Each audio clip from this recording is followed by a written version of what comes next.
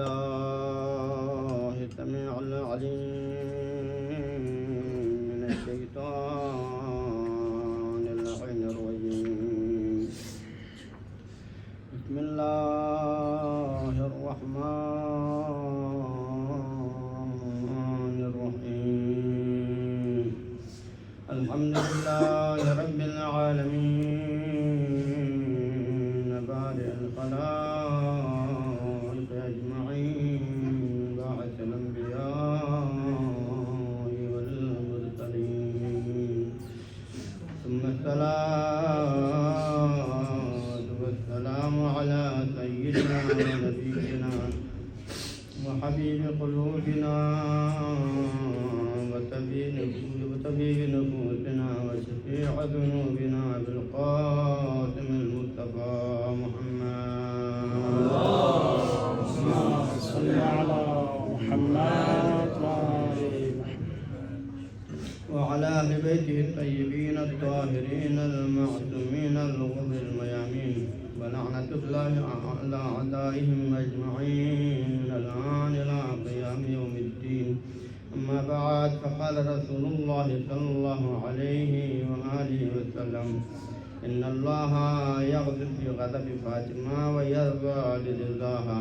محمد وآل محمد صلوات. اللهم صل على محمد وآل محمد. عزیزان گرامی، اب تک سے معذرت ہوں، بہرحال طبیعت ناساز ہونے کی وجہ سے کم حق ہو آمدگی تو نہیں تھی. بہرحال سماعت شیخ کی زیادہ تاکید کی بنا پر آپ لوگوں کی خدمت میں حاضر ہوا ہوں. بہرحال مختصر وقت میں کوشش کر کے آپ کے زحمات تمام کروں گا. رسول اللہ صلی اللہ علیہ وآلہ وسلم اپنے اس بابرکت حدیث مبارک میں ارشاد فرماتے ہیں، حضرت زہرا سلام اللہ علیہا کی فضیلت بیان کرتے ہوئے: ان اللہ یغضب بغضب فاطمہ ویرضی لرضاہا. عزیزان گرامی، رسول اللہ صلی اللہ علیہ وسلم کی حدیث مبارک اسی مضمون کی بہت سارے روایات ہیں جو اہل سنت و شیعہ مصادر میں موجود ہیں. بعد میں کسی اور لفظ میں ہیں، بعد میں کسی اور انداز میں ہیں. بہرحال ایک جگہ پر رسول اللہ صلی اللہ علیہ وسلم فرماتے ہیں کہ الفاطمہ تو بس منی من ابغضها فقد ابغضنی ومن ارضاها فقد ارضانی. اسی طرح بعد میں فرماتے ہیں کہ من سرها فقد سرنی ومن اغضبها فقد اغضبنی. اور یہ بہرحال ان روایات میں غالباً مفہوم یہ بنتا ہے کہ فاطمہ میرا ٹکڑا ہے، جس نے اس کو ناراض کر کے مجھے ناراض کیا. بہرحال یہاں تک تو عام انسان اس میں احتمالات بھی دے سکتے ہیں کہ یہ روایت کیونکہ فاطمہ الزہرا سلام علیہا رسول کی بیٹی ہیں، لہٰذا والد اور بیٹی کے درمیان جب یہ رشتہ ہے تو یقینی بات ہے، ایک فطری بات ہے کہ والد جو ہیں اگر بیٹی ناراض ہو تو والد ناراض ہونے تبھی مسئلہ ہے. لہٰذا یہاں پر استعمالات دے سکتے ہیں. لیکن یہ جو حدیث شریف جو آپ نے سامنے میں نازل کیا، یہ بہت اوسع واضحات ہے جو تمام شیعہ و سنی مصادر میں موجود ہیں، جس میں رسول اللہ صلی اللہ علیہ وسلم نے مسئلہ بہت واضح کیا ہے. ایک معیار امت مسلمہ کے لیے ایک بہت خوبصورت معیار دیا ہے. معیار کیا ہے؟ اگر ایک بندہ، ہم ہر انسان کی یہ تمنا ہوتی ہے کہ اللہ مجھ پہ راضی ہو.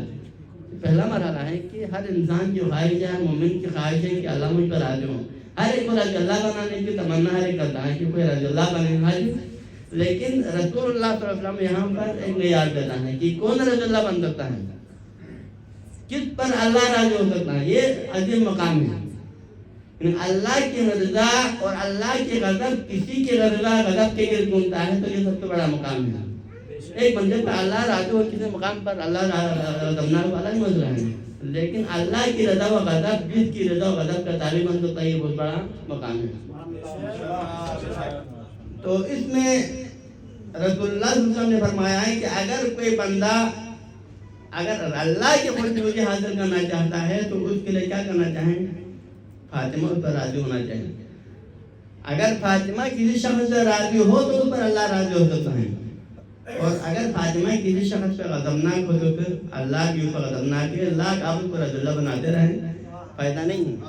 آپ دنیا میں ہزاروں نیک عمل انجام دیتے رہیں، نیک اعمال شب و روز بجا لاتا ہے، نماز بجا لاتا رہے، روزہ رکھتے رہے، مثلا آپ بہت سارے اعمال آپ کے نام میں، لیکن اگر فاطمہ اس پر راضی نہ ہو تو پھر اعمال کو کوئی فائدہ نہیں ہے۔ سبحان اللہ سبحان اللہ۔ تو یہ بہت عظیم معیار ہے، انتہائی بہت، یعنی اس کے علماء اعلان فرمایا کہ اس سے حضرت زہرا سلام اللہ علیہ کی عصمت ثابت ہو جاتی ہے۔ کیوں؟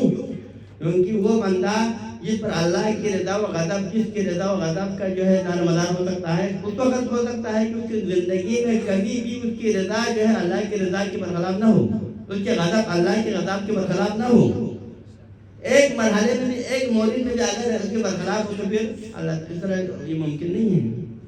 ٹھیک ہے جی؟ تو لہٰذا یہاں پر ایک اہم چیز ہمارے لیے ثابت ہو جاتا ہے۔ اب آتا ہے رضا اور غضب کیا چیز ہے، اور اگر آپ علماء اخلاق سے پوچھیں تو رضا و غضب یعنی نسبی چیز ہیں، یعنی آپ مکمل یہ نہیں کہہ سکتے ہیں کہ غضب سب سے بری چیز ہر جگہ پر، یہ بھی کہہ سکتے ہیں کہ رضا و غضب ہر جگہ پر اچھی چیز ہے۔ رضا و غضب کبھی جو ہے ممدوح بھی ہو سکتا ہے، کبھی مذموم بھی ہو سکتا ہے۔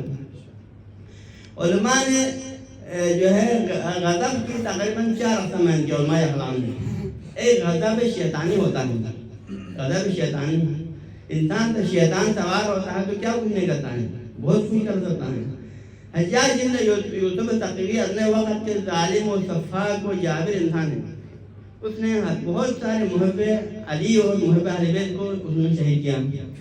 سعد بن جبیر مولا علیہ السلام کے چاہنے والوں میں سے ایک اہم صحابی ہے، اس کو دربار میں بلایا اس نے، یقیناً وہ جانتا تھا کہ یہ جو ہے مولا کے چاہنے والوں میں سے ہیں، تو اس نے سوال کیا، آیا تمہارے نظر میں خلفاء افضل ہے یا علی افضل ہے؟ تمہیں کس کو، کون سا چاہو تمہارے نظر میں ترجیح رکھتا ہے، کون سا افضل ہے؟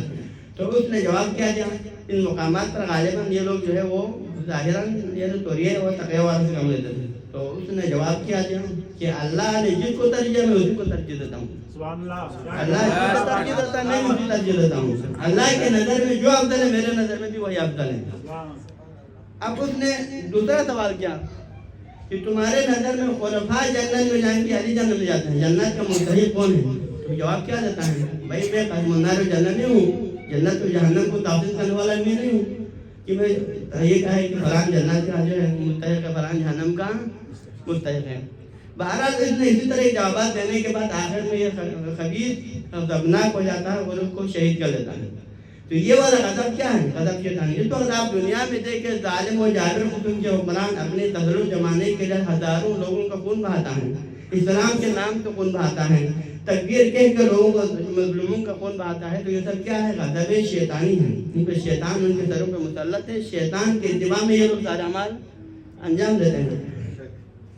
ایک غضب کیا ہوتا ہے؟ نفسانی ہوتا ہے، غضب نفسانی، آپ کی طبیعت آپ کے اندر آپ کو ذوق کے ساتھ برابر نہیں لگتا ہے، معمولی ناراض ہوتا ہے۔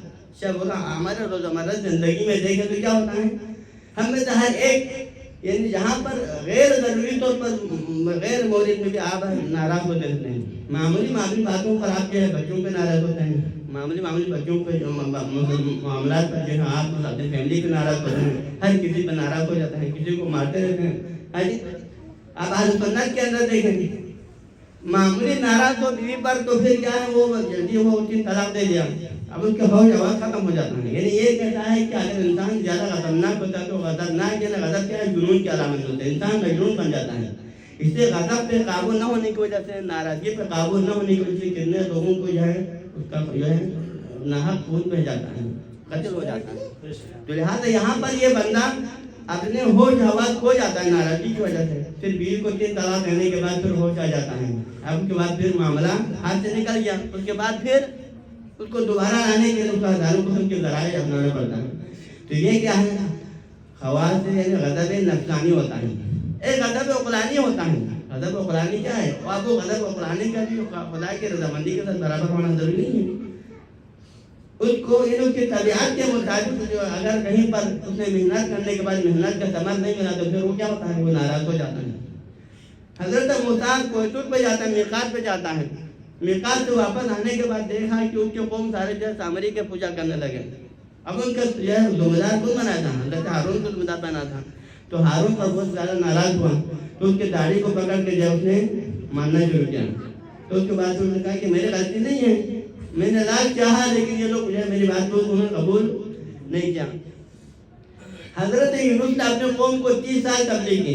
30 سال تبلیغ کرنے کے باوجود بھی فقط 2 نفر جو ہے وہ دائرے اس کے جو ہے حق کے دعوت کو قبول کر کے جو ہے اسلام میں آ گئے. کہ باقی سب کسی نے اسلام قبول نہیں کیا, کوئی بھی جو ہے دین حق کو قبول نہیں کیا.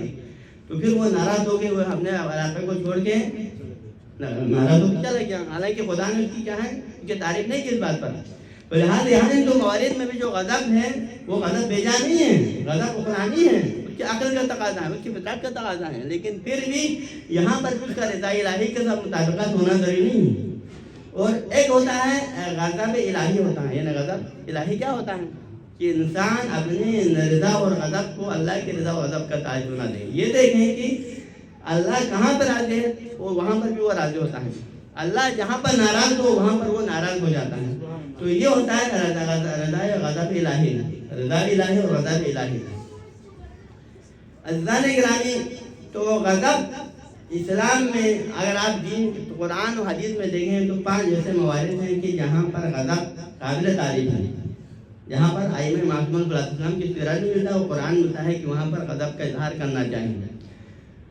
ان میں سے ایک مورد یہ ہے کہ حق کو چھپانا. اگر ایک انسان حق کو چھپاتا ہے تو اس صورت میں پھر یہ بندہ اس پر ناراض ہونا حق ہے, حقیقت کے مطابق ہے. مولا امیر المومنین علیہ السلام کی ولایت کے ابتدائی مرحلے میں کوفہ کا ایک میدان ہے. اس میدان پہ آپ نے پہلا خطبہ دیا. تو پہلا خطبہ دینے کے بعد خطبہ دیتے ہوئے آپ نے لوگوں سے کہا کہ تم میں سے کتنے لوگوں کو یاد ہے حضرتوں کے میدان میں رسول اللہ صلی اللہ علیہ وسلم نے ولایت کی گواہی دی. من کنت مولا فہذا علی مولا کی گواہی دی. تم میں سے کتنے لوگوں کو یاد ہے؟ تم میں سے تقریباً 14 سے 20 نفر کے درمیان انہوں نے کہا کہ ہمیں یاد ہے. لیکن 4 نفر ایسے تھے کہ جنہوں نے کہا کہ ہمیں یاد نہیں. ان میں سے یعنی انس بن مالک ہیں, برا ابن عازب, اس طرح کے 4 افراد کا نام لیا ہے تاریخ میں کہ انہوں نے کہا کہ ہمیں یاد نہیں. حالانکہ یاد ہے کیوں نہیں ہے, زیادہ عرصہ نہیں گزرا ہے, یاد ہے 25-26 سال کا عرصہ گزرا ہے, لیکن اس کے باوجود یہ کہتا ہے کہ ہمارے ذہن میں نہیں ہے. حالانکہ ان کو خطرہ نہیں تھا, حق کو چھپانے کی عادت ان کو پڑ گئی ہے. 25 سال حق کو چھپاتے رہے اور حق مولا امیر المومنین کے زمانہ حکومت میں بھی, زمانہ خلافت میں بھی ان کو حق کو چھپانے کی عادت پڑ گئی ہے. وہی کیا خطر تھا, مولا کی حکومت ہے, حق کو بیان کر سکتے تھے. لیکن پھر بھی انہوں نے کہا ہمیں یاد نہیں ہے, حق کو چھپا دیا. تو اس وقت مولا علیہ السلام نے ان پر نفرین کی. پروردگار اگر یہ لوگ حق کو چھپانا چاہتے ہیں تو ان کو ایسی بیماری میں مبتلا کرے کہ جن سے ان کا افاقہ نہ ہو, وہ برداشت نہ کر سکتے. اور چاروں کے چاروں افراد بعد میں مولا کسی نفرین کی بدولت کیا ہوا, بیماری میں مبتلا ہو گئے, اور اسی بیماری کی وجہ سے دنیا سے رحلت ہو گئے. یہ ہے نفرین, یعنی جہاں پر مولا نے غضب کا اظہار کیا کیونکہ وجہ تھا, کیونکہ حق کی بات ہے. قرآن کریم نے بنی اسرائیل کے علماء کو کتنے متعدد بار علماء کے مذمت کیے ہیں. علماء بنی اسرائیل کے مذمت اس لیے کی کیونکہ وہ حق کو چھپاتے تھے. کبھی ان کو کرم سے تجویز دیا قرآن نے, کبھی ان کو حمار سے تجویز دیا. کیوں دیا ہے؟ کیونکہ حق چھپاتے تھے. یہ ہم سے مبنی ہے. ہمیں بھی ہماری گزارش ہوتی ہے کہ جہاں پر موقع آ جائے, یہاں پر بھی محال آ جائے, ہمیں کیا کرنا چاہیں, حق کو بیان کرنا چاہیں. حق کو چھپانا خطرناک یعنی بری چیز ہے جس کی شریعت مذمت کرتا ہے, اور اس پر جو ہے ائمہ طاہرین کی طرف سے غضب نازل ہو سکتا ہے. ایک اور مقام جہاں پر غضب شریعت میں موجود ہے وہ کیا ہے کہ اگر دین میں کوئی بندہ ایسی بدعت ایجاد کرے, مثلا تو بہت سارے لوگ دین میں بدعت ایجاد کرتے رہتے ہیں, تو اگر کوئی بندہ دین میں بدعت ایجاد کرتا ہے تو اس وقت بھی غضب کا اظہار کرنا ایک حق کے مطابق ہے اور اس پر اللہ تعالیٰ راضی ہے. عثمان بن مظعون ایک یعنی صحابی رسول ہے. رسول اللہ صلی اللہ علیہ وسلم کے دور زمانے میں اس کا کوئی بیٹا تھا, وہ دنیا سے چلا جاتا ہے. تو پھر اس بیٹے کے غم کی وجہ سے اس نے دنیا کو ترک کر دیا. اس نے اپنے اہل عیال کو بھی ترک کیا, دنیا کو بھی ترک کیا, ایک کونے میں جا کے لگا کر اسی عبادت کرتے رہے, اس کے علاوہ کچھ بھی انجام نہیں دیا. اب رسول اللہ صلی اللہ علیہ وسلم کی اس عمل پر ناراض ہو گئے اور آپ وہاں اس کے پاس جا کے آپ نے فرمایا کہ دیکھو تم نے یہ کیا بدعتیں ایجاد کی ہیں, میں خدا کا رسول ہوں, میں بھی اپنی فیملی کے ساتھ زندگی گزارتا ہوں, میں بھی معاملات عام طور پر لوگوں کے ساتھ معاملات کرتا ہوں, تو لہٰذا یہ دین کہ تم یہ بہت بڑی بدعت ہے, تم اس طرح کے کام انجام نہ دیتے. دین مقدس اسلام نے تصوف اور رہبانیت سے منع کیا. کیوں کیا ہے؟ کیونکہ تصوف اور رہبانیت دین میں نہیں ہے, یہ ایک بدعت ہے جو لوگوں نے ایجاد کیا ہے. تو لہٰذا جو بندہ دین میں بدعت ایجاد کرتا ہے اس کی طرف سے ائمہ طاہرین یعنی غضب کا اظہار کرتا ہے اور ناراضگی کا اظہار کر دیتا ہے۔ اور تیسرا مسئلہ ہے کہ اگر منکر اجتماعی ہوں یعنی معاشرے میں جیسا کہ امر بالمعروف کے مراتب میں سے علماء نے فرمایا ہے کہ اگر آپ عمل سے اس کو کنٹرول نہیں کر سکتے ہیں، اس کو روک نہیں سکتے، تو پھر کم سے کم دل سے کیا ہونا چاہیے، اس عمل پر غضبناک ہونا چاہیے، ناراض ہونا چاہیے۔ یعنی آپ کے سامنے منکرات ایجاد کر رہے ہیں، مثلاً سر عام لوگ روزے کو چھوڑ رہے ہیں، مثلاً سر صوم کر رہے ہیں، مثلاً سر عام مثلاً شراب خوری کر رہے ہیں، لیکن ہم خاموش رہے تو پھر یہ شراب پر کبھی اجازت نہیں دیتا ہے۔ تو لہٰذا منکر اجتماعی اگر آپ کو نظر آ جائے تو اس کے خلاف جو ہے مکمل دل سے ناراضگی کا اظہار کرنا یا عمل سے ناراضگی کا اظہار کرنا ضروری ہے۔ اور چوتھا مورد، اگر اولیاء الہی کی اہانت ہو جائے، کوئی بندہ اولیاء الہی، انبیاء الہی، ائمہ اذہان صلی اللہ علیہ وسلم کی سرعام اہانت کرتا ہے تو اس کو قد غضب کیا ہے، رضا الہی کے مطابق ہے۔ جیسا کہ امام خمینی رضوان اللہ تعالیٰ علیہ کے آپ عمل سے آپ دیکھیں گے کہ سلمان رشدی نے کیا کیا تھا، کتاب لکھا تھا، اس کتاب میں رسول اللہ صلی اللہ علیہ وسلم کی اہانت کی ہے۔ اب امام خمینی نے کیا کیا، اس کے واجب القتل ہونے کا فتویٰ دیا، اور آج تک یہ بندہ دنیا کے سامنے نکلنے کی ہمت نہیں ہے۔ کیوں نہیں ہے؟ کیونکہ اولیاء الہی کی توہین کر رہے تھے۔ اور ایک پانچواں مورد جہاں پر غضب کو ائمہ طاہرین نے اس غضب کو ممدوح قرار دیا ہے، وہ یہ کہ جہاد سے منہ موڑنا ہے۔ بھائی یہ ساری چیز، جہاد کیا ہے؟ اسلام کی حفاظت کیا قلعہ ہے۔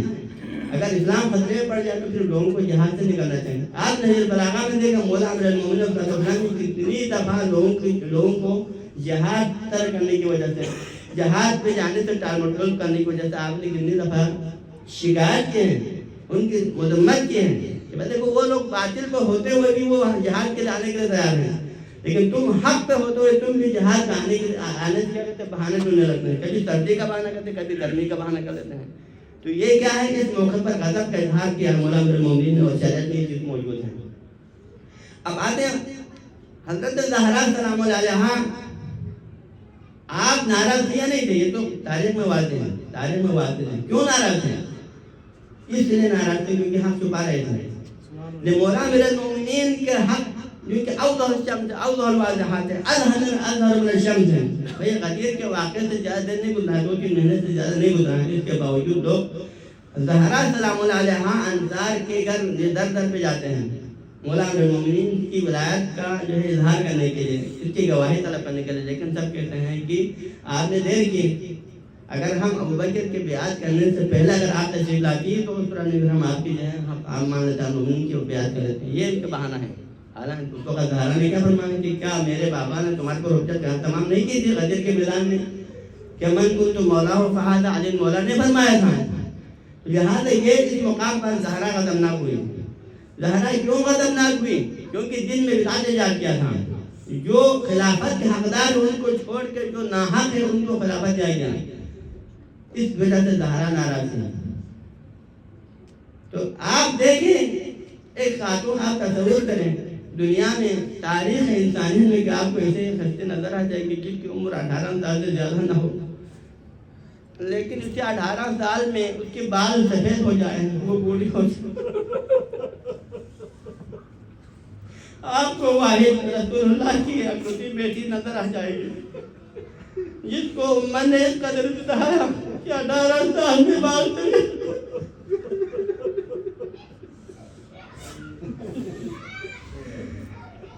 زہرا کو فقط بابا کی رحلت کی جدائی کا غم نہیں تھا، بلکہ امت کے ظلم، مولا امیر المومنین پر کرنے والے ظلم کی وجہ سے زہرا کو امت نے اس قدر ستایا۔ درتا میں دو شو یوپے ہے ببیل کا بری حشاب سے نہ فریحان بچ شامل ببیل بری حشاب سے نہ فریحان ابدا تبت علی مصائف لو بدل الایام ذن لہالیا بدر چلی بابا یہ حدیثہ میں مصیبت کو چوکیا گا کہ مصیبت کو اگر تنگ ہوئے تو اگر روشن میں بھولتنا سلیم بدر زہرا علی بلا حق کو طلب ہماری کبھی دربار کبھی زہرا سے تمانچہ برداشت Zahra na siya do kan ko yaton pa kibabe da zamano ino ya baba ya tawe siya pa rozana ke uppe hite mein da tawe siya na salawat assalamu alaikum ya ahl bait an-nubuwah bin darana salawat lekin ja tawe be dushman ko da Zahra ja tawe mein da زمانہ کی اجازت ہوئے ہے ولایت نور وحی نور کو مجبیدت ہوئے ہے تیریچی مغدونا میں تاثر ہمیں لگ کنجو مشروع کرو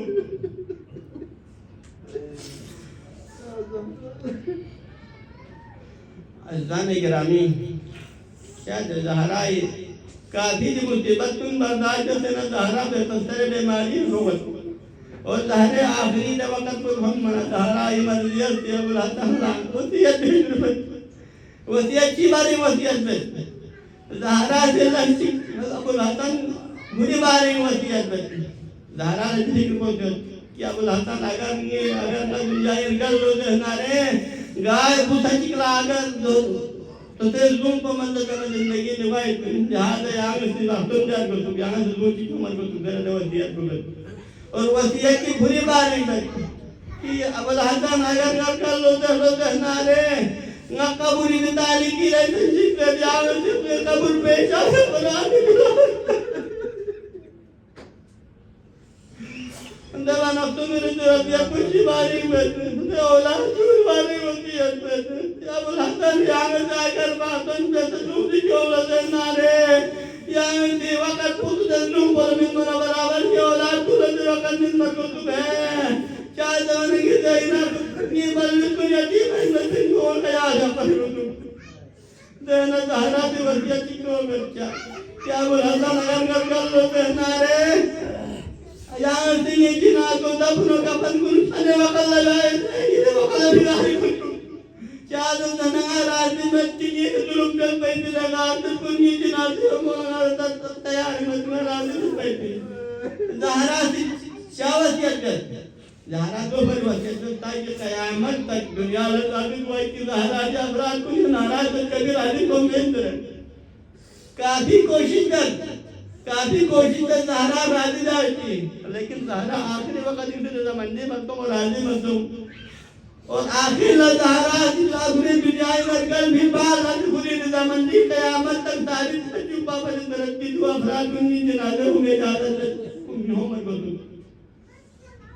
عزیزان گرامی زہرائے مدینہ سلام اللہ علیہ کو خودی سفری تیاری شکیالا کتل پہنے محسنین کو مستدھاو کا بروز کو نے کتل جو دکھوں آپ بچے روزے ہے تنگت اور من لگل تل تو چنائی کمریں تنگا سے عبادت پہ جب تک یہ آواز تو ان کو کم چنائی نہ آئی زندہ ادھر ہے لیکن اگر یہ آواز کو متحل تو تم کی زہرا دنیا لیتا رہتا وقت چینو مانی تاس نگایا سلطانو دنیا زہرائی تحمد کا قومت سلطانو زہرائی دنیائی کرے گی انہیں کو دبن حسنین کو لوگتے چاہ دینا حسنین کو لوگتے چاہ دینا حسنین کو لجل پہ جانا گزل کو مت حسنین کو نہیں آگی کے زندگی میں بھی کبھی لجل مدن بیٹی جہاں دیں زندگی آشاف سے طرح حجرہ زندگی ہجرین ہوا تجرین تون دلتانا چی تون دلتی دنیا آئی نگرے میں توک جس کو زندگی دلت کرتے رہت ماما کلمین آنا ابن کل حسن رہت کسی کو اسمہ حضرت ماما اممہ کلمین آنا ابن کل حسین درد کرتے رہت جس تانا چیزی دنیا آئی نگرے میں توک جس کو کیوں ہے محجید رولہ والا خبر کر میں کیوں ہیں گو آج ہم گاما حیران کو اس کو تم گا جن کو حسنین کن محجید رولہ شاہ سے تمہت اور ببرن کا جس خبر کو ممن موجود ابو الحسن دے خیبر استوئی کا ابو الحسن کا وقت کا ابو الحسن دے محبین کا میدان جیل دے محبین لیکن جرین زہرائے مندیے خبر وفاج ابر کو تون من ابو الحسن بے ارجار دے ہی دے مولا امیر المومنین نے پہلی مجبت نہیں پا اللہ گرامی پیغمبر خدای مجبت کو تو مولا امیر المومنین نے محبین لیکن کبھی حالات میں تو بابا ابو طالبی مصیبت پا امیر المومنین چھاپ لیکن دین آئی مجھتا کو امیر المومنین کا قولا جہتا کو مدو لیکن دل زہرائے مردے مصیبت خبر کو تن منا امیر المومنین بے ألا رحمة الله على القول المسلمين وتعلم الذين ظلموا منقلبين قلبنا إنا لله وإنا إليه راجعون.